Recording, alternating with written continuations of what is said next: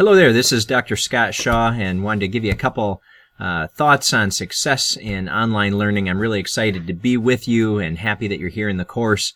Of course, if you have any questions along the way, please reach out to me. That's what I'm here for. Online learning goes fast, so when in doubt, always double check the syllabus. That's important. Everything is going to be in the learning management system, Blackboard, so you want to make sure that whatever you have questions about, it should be in there, but when it's not, always reach out. Plan your week and note your lesson requirements. So there's certain due dates that will come up throughout the course, and you want to make sure that those are in your day planner, your calendar, however you keep track of upcoming assignments or quizzes or tests or whatever the case may be. You want to make sure you get that. Also, capitalize on online asynchronous learning. It's flexible, and that's one of the benefits of having asynchronous. It means we're not in a classroom at a certain time or doing a Zoom meeting at a certain time, but rather you have that flexibility so you can still work and have a life and take classes. So that helps us to manage the ongoing responsibilities that most of us have. So certainly take advantage of the flexibility. That's a tremendous asset. And contact the professor whenever necessary. We are here to help. So if you have questions along the way, there's ways to do that either in the learning management system, but probably the easiest is simply just to reach out to me. You can email, you can call, and I'll have my info on the last slide. But don't be afraid to do that. That's why we're here. So this is from studytactics.com, and it's the top 10 best practices for distance learning.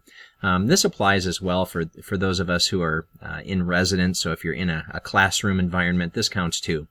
Count the time cost. So sometimes we undercut or underplan how much time we think a paper or an assignment or a discussion will take, and the next thing we know, we're running out of time and we're having a higher level of stress than would otherwise be valuable for us. So count the time and plan ahead. Try and budget that in so that we're not kind of cramming at the last minute and feeling frazzled.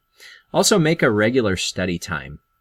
Some of the work at Cal Newport, who talks about deep work, there's a lot of value in having a regular time. So if you're a morning person like I am, having that time every morning, from 5 to 7 a.m., I'm reading or studying or doing this kind of thing, or whatever time it is for you. I know there's some night owls as well that work best at night, but the more consistent you have a time that works for you, the more successful you're going to be.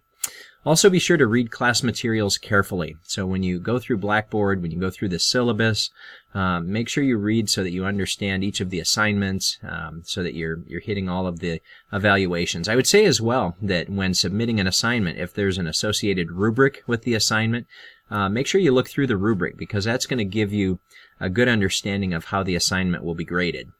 So there's no surprises. And generally speaking, the faculty really want to give you the highest possible grade. We're all here to support your success, and we want you to do well. So we're all on the same page when you have a good understanding of the rubric that we're going to use to grade assignments or discussions. Be interactive. So many of the discussions have a dialogue component where you can respond to peers, and that's a good thing. Think of a discussion online much like a discussion in a classroom, where one person speaks and presents an idea and other people then dialogue back and forth. So the more interactive you can be in discussions, the better that your learning is going to take place, and the better that is from my perspective as well. Impress me by adding value to include references. So of course we reference everything. We cite an APA style, the American Psychological Association. So that's going to include a standard format. So whether it's a APA cover page with a running head, capital R, small h, colon, with caps at the top for your title, or a references page. Sometimes I see where students have had undergrad programs or other programs that maybe they haven't had a lot of introduction to APA style, so I sometimes see citations pages or works cited or resources, but APA always uses references as your heading on your references page. So if you have questions, certainly check out the APA manual, because that's going to help you in all of your classes all the way through your degree program. Create a study zone. So have a place that you use all the time. I have an office. Maybe you have an office, or at least a desk or a table or somewhere that that consistently that's where you do your work, and that's going to help you. Identify your personal support. So whether it's family or friends or people in your corner that are rooting you on and supporting you in this process emotionally and spiritually, that's important. So think about the people that are going to be helping you along, and certainly I hope I'm in that camp as well. I'm here for you. Check your work. Always be sure to proofread. And I say that to myself as well. It's amazing how I can write something as simple as an email, and I read it and realize, wow, there's a typo, or that makes no sense whatsoever. So it's important to proofread and make sure it's exactly as you want it before you submit it. Otherwise, you might see something that comes out in the grading, and you're like, I can't believe I wrote that. I didn't mean that. Also have the required equipment. So I've heard through the years of students, trying to type papers on cell phones. The better off you can have the proper equipment, whether a computer, a laptop, or Wi-Fi that's going to be reliable and help you submit the papers on time or be in the discussion posts, whatever it might be.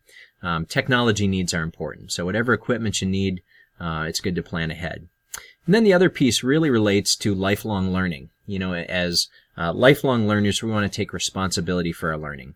So the initiative really is on each of us as learners. So taking responsibility is going to help us to think and plan ahead and make sure that we're taking our learning seriously. When in doubt, certainly feel free to give me a call. My email address is there, eschat@arbor.edu.